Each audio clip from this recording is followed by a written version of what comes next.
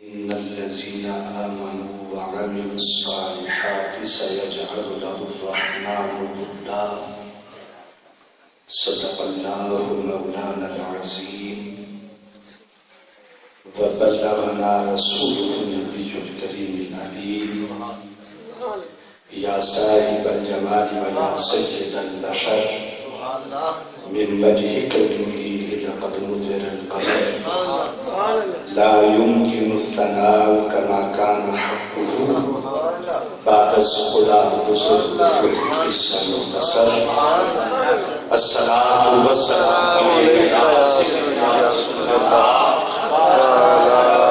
وعلى آلك وأصحابك يا حبيب الله الصلاة والسلام عليك يا سيدي يا رسول الله وعلى آلك وأصحابك يا حبيب الله جو درود پڑھو تو ثواب ملتا ہے اور جو سلام بھیجو تو جواب ملتا ہے الصلاة والسلام عليك يا رسول الله وعلى آلك وأصحابك يا حبيب الله دنیا سے بے نیاز کیا تیرے نام اور ہم سب کو بچا لیا ہے درود و سلام الصلاة والسلام علیک یا سید یا رسول اللہ وعلی آلک واصحابک یا حبیب اللہ سرکار دو عالم کے رخ پر انوار کا عالم کیا ہوگا جب زلف کا ذکر قرآن میں ہے تو رخسار کا عالم اور محبوب خدا کے جلووں سے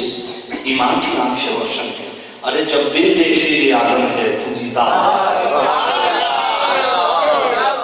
اور جب سن کر ولیوں کی باتیں کفار مسلمان ہوتے ہیں پھر دونوں جہاں کے آقا کی گفتار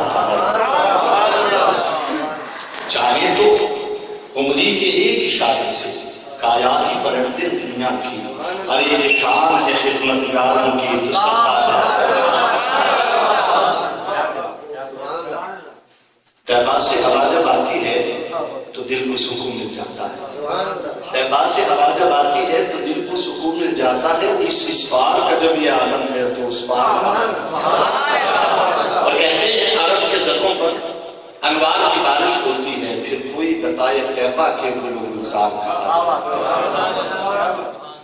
اور توحید و رسالت کا نعرہ دنیا میں لگانے نکلے ہیں فاران کی چوٹی کا نغمہ گھر گھر میں سنانے نکلے ہیں اور قرآن کی دولت سینوں میں سنت کا فریرہ ہاتھوں میں گلہائے صداقت کی خوشبو دن دن میں بسانے نکلے ہیں ارے یہ علم تو میرے آقا کی بارش کی برستی بوندے ہیں ابشر یا محمد صلی اللہ علیہ وسلم فما بقی للنبی علم الا قضیته فانت اکثرهم علما واشجعهم قلبا سونے آپ کو خوشخبری ہو کسی نبی کا علم باقی رہ نہیں گیا جو اللہ نے آپ کو عطا نہ کر دیا تو یہ علم تو میرے آقا کی بارش کی برستی بوندے ہیں کہ تسلیم نبوت کے کاسے بس پینے پلانے نکلے ہیں اور جنہیں فرق نہیں کرنا آتا اللہ کے اپنے غیروں میں ان فاسق فاجر سرسوں کو سولی پہ چڑھانے نکلے ہیں اور سجدہ تو فقط اللہ ہی کو ہے تعظیم ہے اللہ والوں کی بلدان عقیدہ میں ہم تو یہ پھول سجانے نکلے ہیں اور جس چیز کی غیرت مند کرنے بے ادب اندھیرے دور کرے محراب محبت میں ہم تو وہ دیر جلانے نکلے ہیں اور اپنا تو یہ جذبہ ہے آصف ہر سانس میں صحیح پگین کیونکہ نہ تھکنے تھکانے نکلے ہیں نہ سونے سلانے نکلے ہیں اور یہ یاد رکھیے گا رب کا ذکر سرکار کا ذکر اور اولیاء کا ذکر نہ تھکاتا ہے اور نہ سلاتا ہے بات مختصر ہوگی نہ کوئی یاد رہ جائے گی لمبی بات کریں گے فجر رہ جائے گی سارا کچھ الٹا ہوگا کیا کیا ہاں اتنا مجھے بھی پتا ہے جہاں رب کا ذکر ہوتا ہے نا وہاں سستی اور غفلت سوال ہی پیدا نہیں میرے محبوب مصطفیٰ صلی اللہ علیہ وسلم نے فرمایا ما من قوم اجتمعوا یذکرون اللہ عز وجل لا یریدون بذلک الا وجهه الا ناداهم منادی من السماء ان قوموا مغفورا لكم قد بدلت سیئاتکم من حسنات یہ جو عشاء کے بعد آپ بیٹھے سرکار نے فرمایا جب کچھ لوگ ایک جگہ پہ جمع ہو کے رب کا ذکر کریں اور مقصود ان کا رب کو راضی کرنا ہو تو آسمانوں سے فرشتہ ندا لگاتا ہے بخشے بخشائے اٹھ جاؤ اللہ نے تو تمہارے گناہوں کو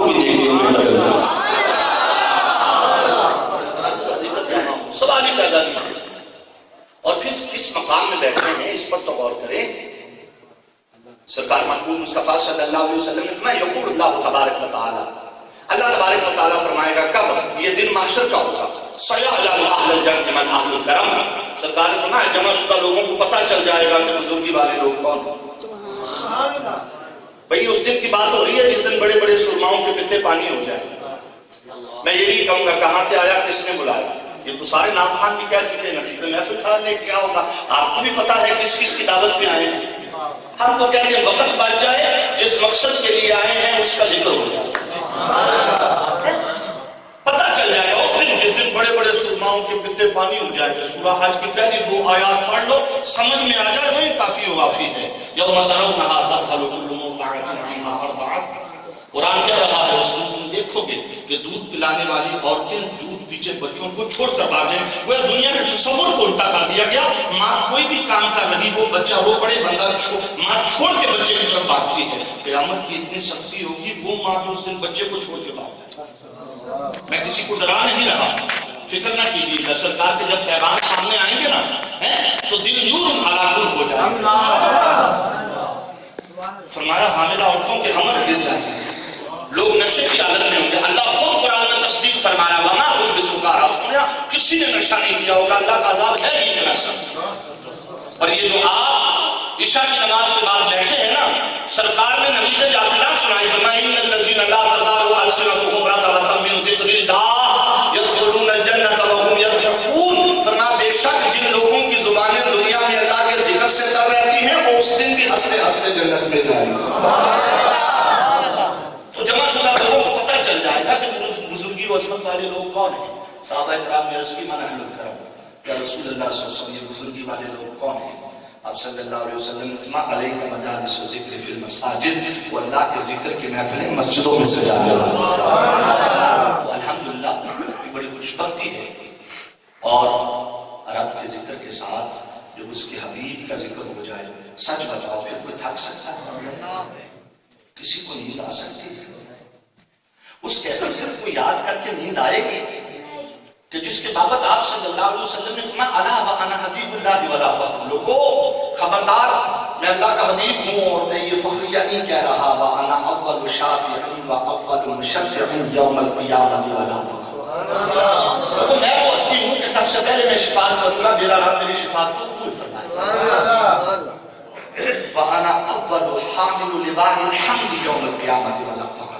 لوگو حمد کا جھنڈا اس دن میرے ہاتھ میں ہوگا اور میں یہ فخریہ نہیں کہہ رہا. وانا اول من یحرک حلق الجنۃ فیفتح اللہ لی.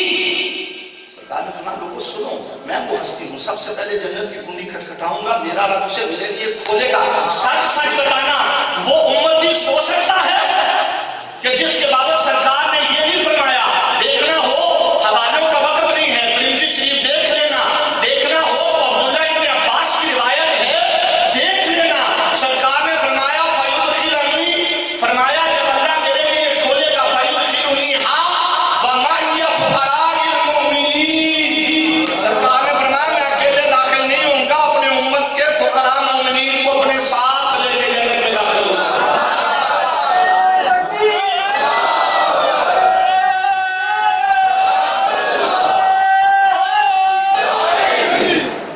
بیان تو مختصر ہوگا لیکن سونا سستی ہے تو پھر کوئی بات نہیں نا. میں قرآن و حدیث بیان کرنے آیا ہوں, اس سے بیان نہیں کرنے آیا. شعر شروع میں بیان کر دیے, بیچ میں کبھی ذوق ہو تو بیان کرتے ہیں.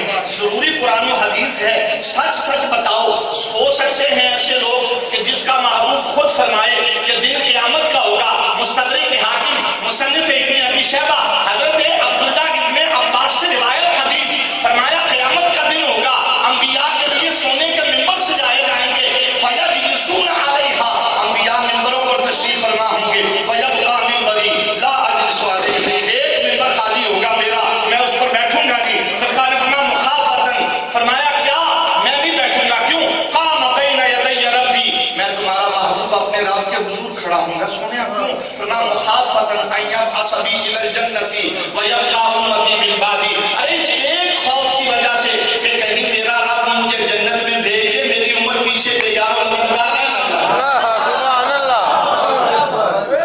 اس حبیب کے ذکر پر کیسے امتی کہہ سکتا ہے کہ مجھے نیند آ گئی, جی میں تھک گیا ہے. آپ کے ساتھ ہی ہیں، ہماری بھی ہمت دیکھو بھی، ہمیں بھی تو عشاء کا وقت ملا ہے اور بلال بھائی کے ساتھ ہی عشاء ابھی بھی محفل میں کیوں جی مولانا صاحب، فرق تو نہیں ہے نا؟ ہم بھی عشاء کی بات کے آئے ہیں، صرف اتنا کھا کے مسجد میں نہیں آئے تو ہم بھی محفل کے لیے وہ بند روڈ سے عشاء کی نماز سے میں پہلے یہاں پہ پہنچا ہوں الحمدللہ۔ بات مقصود یہ ہے آنے والے کی بھی قدر ہونی چاہیے، اور آنے والے کی قدر کو ایک طرف رکھو جس ہستیوں کا ذکر ہو رہا ہے، شانیں تو ساری ان کی ہیں۔ اس محبوب مصطفیٰ صلی اللہ علیہ وسلم کا امتی تھک نہیں سکتا جب وہ یہ پیغام سن لے کہ خود سرکار فرمائے جو مجھ پر ایک مرتبہ درود پڑھے نا، میرا رب اس پر 10 رحمتیں نازل فرمائے، اور جو بندہ مجھ پر 10 مرتبہ درود پڑھے اللہ تعالیٰ اولاد اسماعیل میں سے ایک غلام آزاد کرنے کا ثواب عطا فرمائے،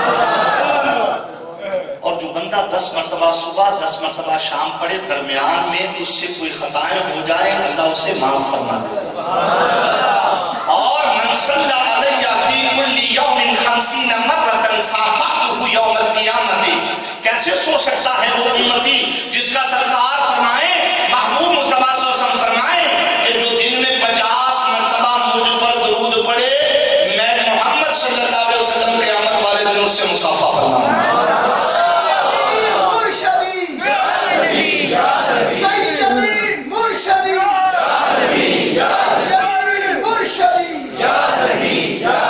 سوال ہی پیدا میں مان نہیں سکتا، کیونکہ سرکار فرمائے کہ من صلی علیہ فی کل یوم 100 مرۃ، جو بندہ دن میں 100 مرتبہ مجھ پر درود پڑھے کتب اللہ بین عینیہ براءۃ من النار وبراءۃ من النفاق واسکنہ یوم القیامۃ مع الشہداء۔ سمجھ میں بات نہیں آتی، سرکار ایسی رحمتیں برسائے، اور میرے امتیوں سنو، جو 100 مرتبہ مجھ پر اخلاص سے درود پڑھے اللہ تعالیٰ کو اس کے دونوں آنکھوں کے درمیان لکھ دیتا ہے یہ بندہ جہنم سے بھی بری ہے، منافقت سے بھی بری ہے، اور قیامت والے دن ٹھکانہ اللہ شہداء کے ساتھ سکتا ہے۔ سوال ہی پیدا نہیں ہوتا، جو رحمت اللہ تعالیٰ نے اپنے حبیب صلی اللہ علیہ وسلم کو بھیج کر جو سرکار کے صدقے ہم پر کرم نوازی فرمائی، کائنات میں اس کی مثال ہی کوئی نہیں۔ خود آپ سے دیکھیں نا، یہ قرآن، آپ قرآن پڑھیں، آپ سورہ حدید پڑھیں 27واں پارہ، اللہ قرآن میں فرما رہا ہے یوم تری المؤمنین والمؤمنات یسعی نورهم بین ایدیہم وبایمانہم بشراکم الیوم، خوشخبری سنائی جا رہی ہے، تم دیکھو گے قیامت والے دن ایمان والوں کے آگے اور داہنے ایک نور دوڑتا ہوگا، انہیں اس دن خوشخبری سناؤ۔ کس بات کی مولا؟ ارے ان باغوں کے جن کے نیچے نہریں بہتی ہیں اور یہ انہیں ہمیشہ ہمیشہ رکھیں گے، اور یہ بہت بڑی کامیابی ہے۔ صاحب کشف الرحمان نے اس کی شرح میں لکھا ہے کہ جس کی ایمانی قوت جتنی زیادہ ہوگی اس کی روشنی اس دن اتنی زیادہ ہوگی۔ سرکار نے فرمایا من صلی علیہ فی کل یوم جمعۃ 100 مرۃ، جو ہر جمعے والے دن 100 مرتبہ اخلاص سے مجھ پر درود پڑھے جاء یوم القیامۃ ومعہ نور۔ میں نے پہلے دلیل کی، صاحب کشف الرحمان نے کہا جس کی روشنی جتنی زیادہ ہوگی ایمانی قوت جتنی زیادہ روشنی اتنی زیادہ، جس کی روشنی جتنی زیادہ ایمانی قوت اتنی زیادہ۔ سرکار نے فرمایا جمعے والے دن مجھ پر درود پڑھو، ارے جب تم جمعے والے دن مجھ پر 100 مرتبہ درود پڑھو گے، جب تم قیامت والے دن آؤ گے تو اللہ تعالیٰ تمہیں ایک نور عطا فرمائے گا، لو قسم ذالک النور بین الخلائق کلہم لوسعہم۔ سرکار نے فرمایا وہ مجھ پر پڑے ہوئے درود سے عطا ہوا نور اگر قیامت کے سارے مجمع پر تقسیم کر دیا جائے اس کی روشنی سب کے لیے کافی ہوگی۔ کیسے سو سکتا ہے وہ امتی جس کے محبوب فرماندے کہ من صلی علیہ فی کل یوم 1000 مرۃ لم یمت حتی یرى مقعدہ من الجنۃ۔ یہاں سے بیٹھے بیٹھے داتا علی گجری رحمۃ اللہ علیہ کا دربار نظر آ جائے تو ہماری خوش بختی، یہاں سے بیٹھے بیٹھے پیران پیر شیخ عبد القادر جیلانی کا روزہ نظر آ جائے سبحان اللہ، مدینہ المنورہ نظر آ جائے سبحان اللہ۔ سرکار مدینے والے نے پیغام سنایا، فرمایا سنو میرے امتیو، جو 1000 مرتبہ دن میں اخلاص سے مجھ پر درود پڑے اس وقت تک مرے گا ہی نہیں جب تک اللہ دنیا میں اسے جنت میں اس کا ٹھکانہ نہ دلا۔ سبحان اللہ۔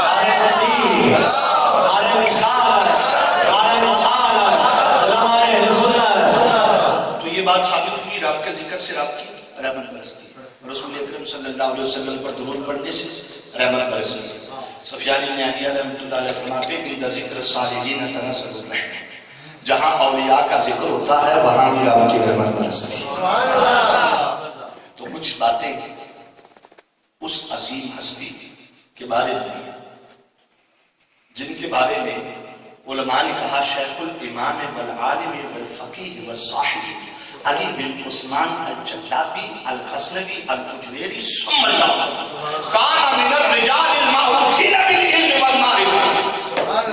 فرمایا ہم اس ہستی کا ذکر کر رہے ہیں جو ہمارے شیخ ہیں، ہمارے امام ہیں، عالم ہیں، فقیہ ہیں، زاہد ہیں.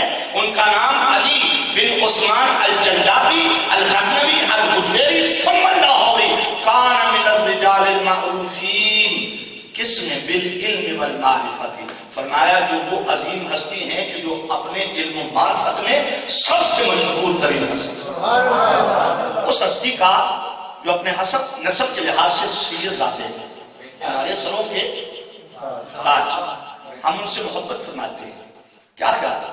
سرکار نے فرمایا انا شجرۃ، فرمایا میں درخت ہوں، وفاطمہ حلقھا، فاطمہ اس کی ڈالی ہے، وعلی لقاؤها، علی اس کا بچہ ہے، والحسن والحسین ثمرها، حسن و حسین اس کے پھل ہیں، والمحبون اہل بیت ورثها. فرمایا ان سے محبت کرنے والے اس درخت کے پتے ہیں، ہم فی الجنت حقا حقا. فرمایا سب کے سب یقیناً جنتی، کیونکہ علی بن عثمان بن ابو علی بن عبد الرحمن بن شجاع شاہ رحمۃ اللہ تعالی علیہ اور بن ابو الحسن علی رحمۃ اللہ علیہ اور بن حسین اصغر رضی اللہ تعالیٰ عنہ بن سید زید رضی اللہ تعالیٰ عنہ بن امام حسن رضی اللہ تعالیٰ عنہ بن حضرت علی رضی اللہ تعالیٰ عنہ. یہ آپ کا نسب ہے. اور طریقت کے لحاظ سے علی بن عثمان الجلابی رحمۃ اللہ تعالیٰ علیہ بیعت ہے ابو الفضل حسن بن محمد بن حسن ختمی رحمۃ اللہ تعالیٰ علیہ سے، جو بیعت ہیں شیخ حسنی مکی رحمۃ اللہ علیہ سے، جو بیعت ہیں حضرت ابوبکر شبلی رحمۃ اللہ علیہ سے، جو بیعت ہیں حضرت جنید بغدادی رحمۃ اللہ علیہ سے، جو بیعت ہیں حضرت سری سخی رحمۃ اللہ علیہ سے، جو بیعت ہیں حضرت معروف کرخی رحمۃ اللہ علیہ سے، جو بیعت ہیں حضرت داؤد طائی رحمۃ اللہ علیہ سے، جو بیعت ہیں حضرت حبیب حجوی رحمۃ اللہ علیہ سے، جو بیعت ہیں حضرت امام حسن بصری رحمۃ اللہ علیہ سے، جو بیعت ہیں حضرت علی رضی اللہ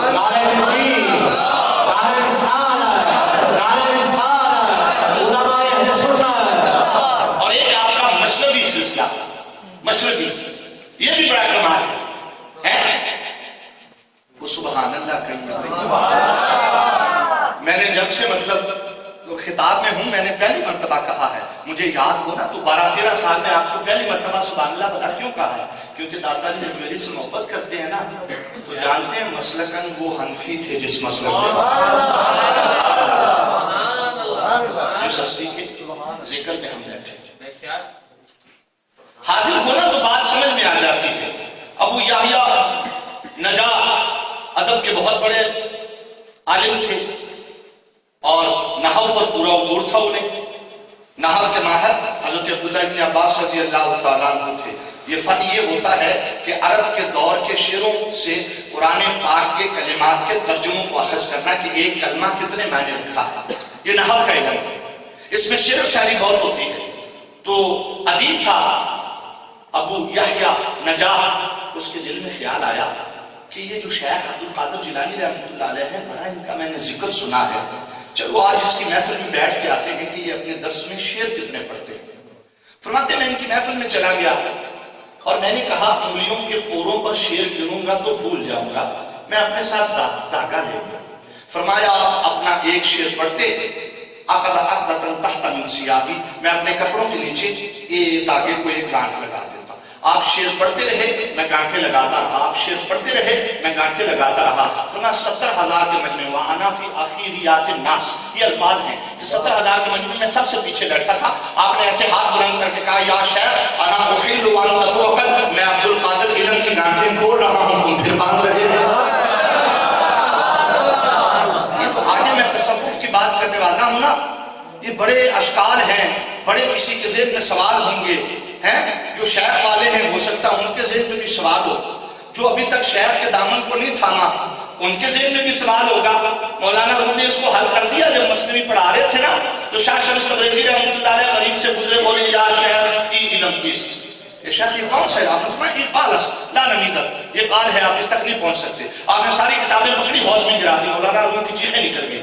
کہا میری ساری زندگی کا سرمایہ برباد کر دیا آپ نے. کہا اچھا یہ سرمایہ تھا. ایک ایک کتاب اٹھاتے ایسے اس کو جاڑتے اس سے مٹی نکلتی ہے. ساری کتابیں حوالے کر دی. جب ساری کتابیں حوالے کر کے جانے لگے انہوں نے کہا یا شیخ ای علم کیست. آپ کے دامن کو پکڑ کے کہا مجھے بتائیں یہ کون سا علم. آپ نے فرمایا ای حال اسلام تک. فرمایا یہ حال ہے آپ اس تک نہیں پہنچ سکتے. اس وقت انہوں نے کہا تھا کوئی بھی چیز شیخ کی اس واسطے ضرورت ہوتی ہے. امام عبدالوہاب شارانی رحمۃ اللہ علیہ آداب مرید کامل میں فرماتے ہیں کہ بغیر شیخ کے طریقت میں جو شخص قدم رکھے گا اس کا شیخ ابلیس ہوگا. شیخ کی ضرورت کیوں ہے؟ مولانا بولے کہ ہی چاہن خنجر تیز نفد. ارے آگ میں پڑا پڑا لوہا خود بخود کبھی بھی تلوار نہیں بن سکتا. اور ہیچ حلوائی نفسد استاد کار. ارے حلوائی جو مٹھائی بنانے والا کبھی بھی اپنے کام کا استاد ہو نہیں سکتا. تاکہ شاگردی شکر ریزے نشد. جب تک کسی مٹھائی بنانے والے کی شاگردی اختیار نہ کرے. اور مولوی ہرگز نشد مولائے روم تا غلام شست ریزے. بولے مولوی اس وقت تک مولانا روم بن نہیں سکتا جب تک کہ شاہ شمس تبریزی جیسے فقیر کی غلامی نہیں کیا. حالات بدل جایا کرتے ہیں. عظیم گراؤنڈ اور پروتی اسکول میں جب بھی کرکٹ پہ لڑائی ہوتی نا تو پوچھا کرتے دیکھو امیر اکبر پٹھان میں ہے یہ دی وجہ تو لڑائی ہوئی. یقین کرتے جب سے شیخ کا دامن تھاما ہے نا سن 2000 کے بعد کبھی گراؤنڈ میں نہیں گیا. اللہ تعالیٰ نے ایسا رخ بدل دیا. بدلتا ہے رخ. تھوڑی سی ہمت خود کرنی پڑتی.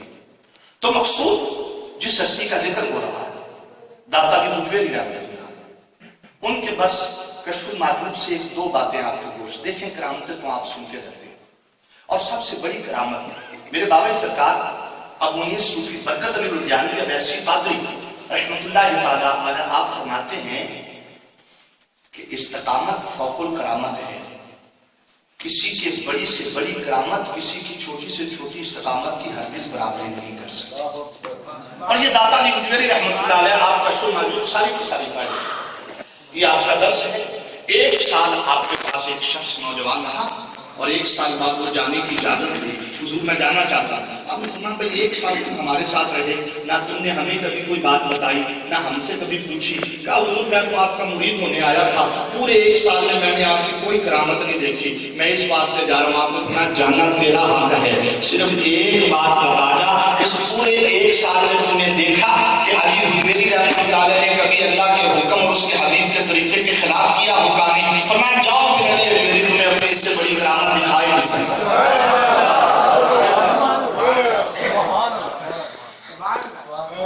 400 ہجری آپ کی ولادت کا سعادت ہوئی ہے یاد رکھیے گا. اور 465 ہجری میں آپ نے دنیا سے پردہ فرمایا. یہ تاریخ جو ہے نا جمہور کا موقف یہ ہے. 431 ہجری میں آپ لاہور ایک اشعار